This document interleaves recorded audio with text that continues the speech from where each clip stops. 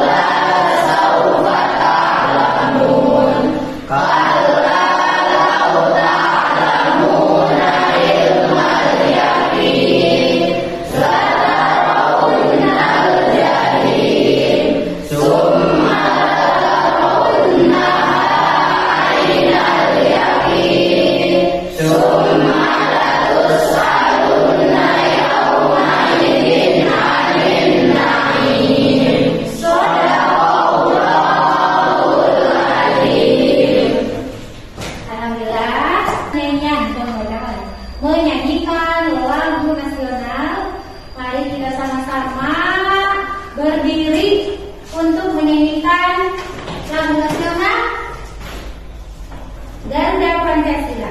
Silakan.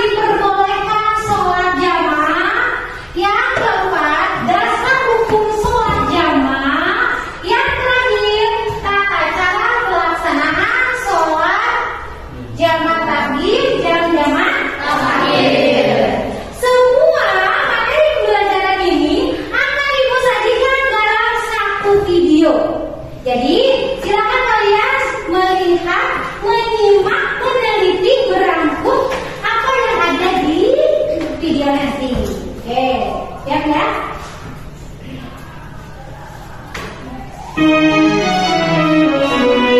Kita baca sholat jemaah dengan pengertian. Assalamualaikum warahmatullahi wabarakatuh. Sahabat muslim hafizahullah, seseorang yang melakukan bepergian jauh diperbolehkan menggabungkan kedua waktu sholat ke dalam satu waktu. Penggabungan ini dinamakan dengan istilah sholat jamaah. Perbedaan antara jamaah dengan qashar adalah jika jamaah berarti menghimpun dua sholat menjadi satu, sedangkan qashar keduanya merupakan rukhsah atau keringanan dari Allah untuk orang yang melakukan perjalanan jauh berdasarkan sejumlah riwayat hadis. Sebagian ulama fikih menetapkan kebolehan jamaah dan qashar sholat untuk perjalanan minimal 2 marhalah atau 16 farsah atau 48 mil atau 4 barir atau perjalanan 2 hari. Apabila dikonversi ke dalam satuan kilometer, menurut mayoritas ulama menyatakan 2 marhalah berjarak 119,9 km. Sebagian ulama berpendapat 2 marhalah berjarak 80,64 km. Ada juga yang mengatakan berjarak 88,704 km. Sedangkan ulama Hanafiyah menyebut 2 marhalah adalah jarak tempuh 96 km. Bagi musafir yang mempunyai tujuan jauh dengan memenuhi batas minimal jarak yang telah ditentukan, boleh menjamak sholat dengan ketentuan sebagai berikut. 1. Ketentuan menggabung sholat jamaah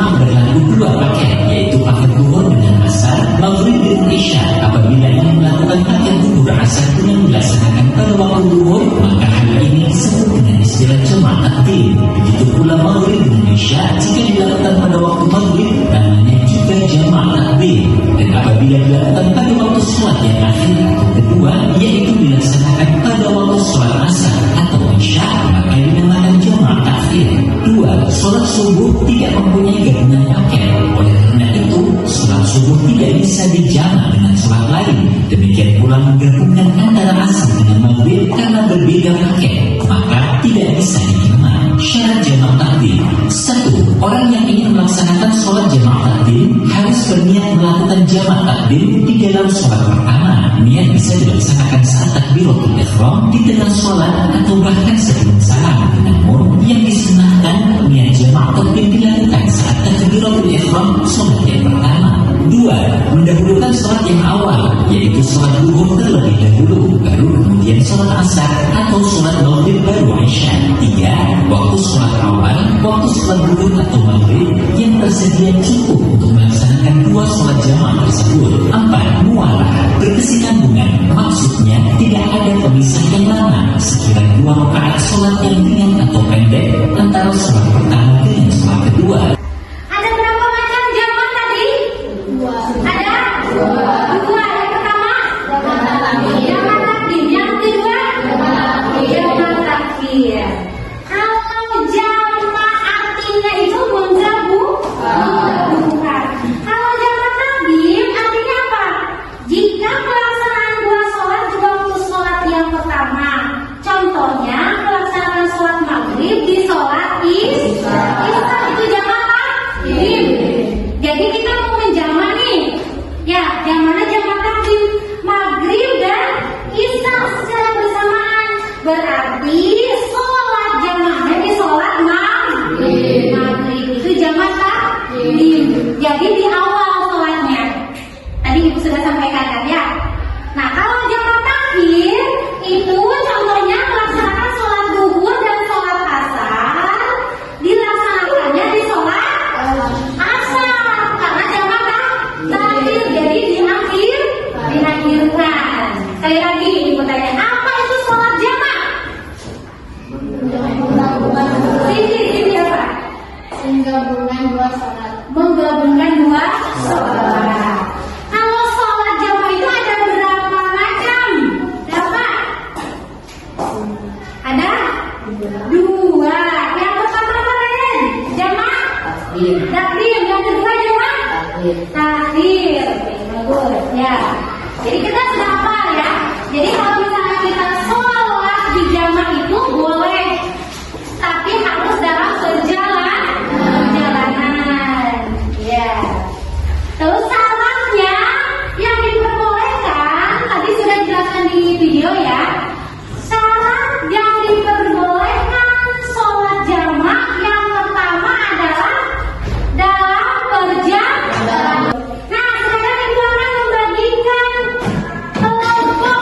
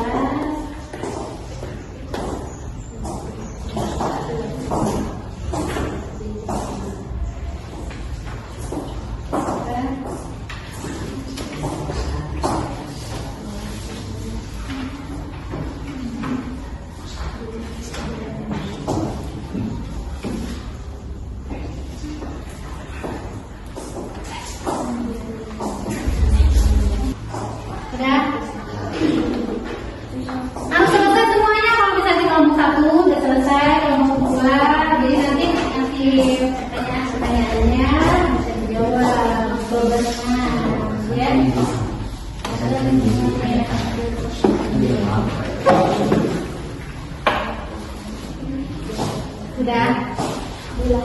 Nah. Lagi berapa satu? Udah, Ren? Sama 4. Ya, jalan ke depan.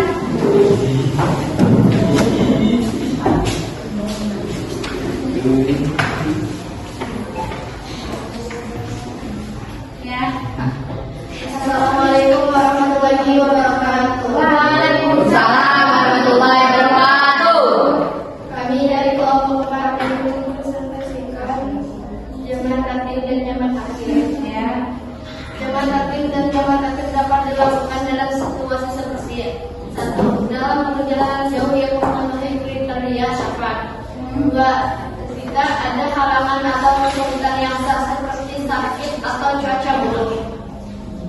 3. Dalam keadaan darurat yang membuat sulit untuk melaksanakan sholat pada waktunya.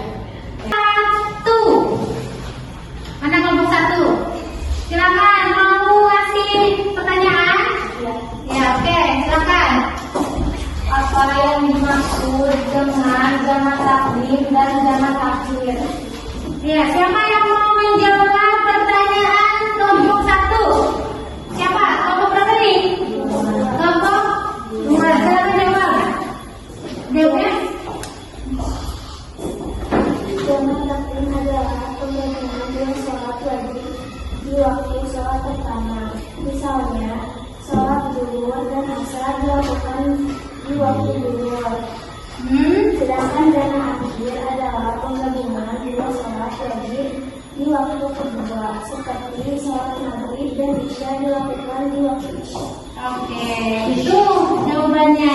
Jadi pertanyaannya adalah apa yang dimaksud dengan jamaah taklim dan jamaah takhir? Udah ini, udah paham? Udah. Sekarang kelompok 2, mau ngasih pertanyaan apa kelompok 2? Apa? Apa saja syarat-syarat jamaah taklim? Siapa yang mau menjawab? Kelompok 4. Silakan jawab. Syarat-syarat jamaah taklim meliputi 1. Jamaah taklim harus dilakukan di awal sholat pertama. Ya. Sholat dilakukan secara berturut-turut tanpa jeda yang lama. 3. Urutan sholat harus sesuai, yaitu sholat pertama dilakukan terlebih dahulu. 4. Masih berada dalam kondisi yang menjalankan jamaah seperti dalam perjalanan atau keadaan darurat. Ya, jadi syarat jamaah taklim itu yang pertama, niat jamaah taklim harus dilakukan di awal sholat pertama. Tentang sholat jamaah, secara bahasa kata jamaah berasal dari kata jamaah yang artinya mengumpulkan. Coba perhatikan ibu, mengumpulkan. Jadi kemudian menurut istilah menjamaah sholat adalah mengumpulkan pelaksanaan dua sholat fardu keadaan salah satu dari dua waktu sholat tersebut. Ingat, coba lihat ibu. Jadi pelaksanaan dua sholat fardu keadaan salah satu dari dua waktu tersebut. Ya, jadi sholat jamaah itu mengumpulkan secara bahasanya. Menurut istilah, jadi mengumpulkan pelaksanaan dua sholat fardu. Mengumpulkan dua sholat fardu. Yang pertama sholat asar digabungkan ke sholat zuhur, sholat maghrib digabungkan ke sholat isya. Itu ya. Contohnya melaksanakan sholat maghrib dan sholat isya secara bersamaan.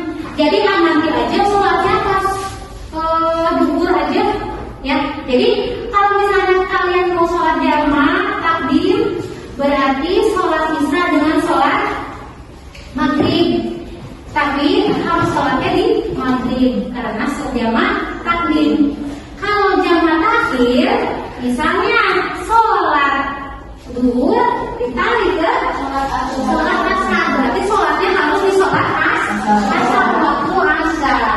Itu jika melaksanakan sholat fardu di waktu sholat yang kedua tersebut, jamaah takhir namanya karena diakhiri, ya. Itu. Yang selanjutnya,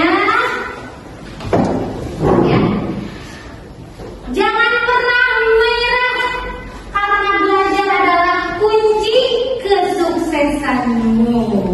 Motivasi yang paling keren. Kejarlah ilmu sampai ujung dunia karena ilmu itu sangat bermanfaat. Jadi sampai kalian sampai di sini aja mencari ilmu, jangan kejar sampai kemanapun mencari ilmu karena ilmu itu sangat bermanfaat. Motivasi hari ini dari ibu, jangan pernah menyerah karena belajar adalah kunci kesuksesan. Oke. Alhamdulillahirobbilalamin, kegiatan belajar hari ini sudah selesai dan kita akhiri dengan pembacaan hamdalah bersama-sama. Alhamdulillahirobbilalamin. Silakan yang barisannya tadi di belakang, yang tadi kelompoknya barisan dulu. Barisan dulu sini. Kasih.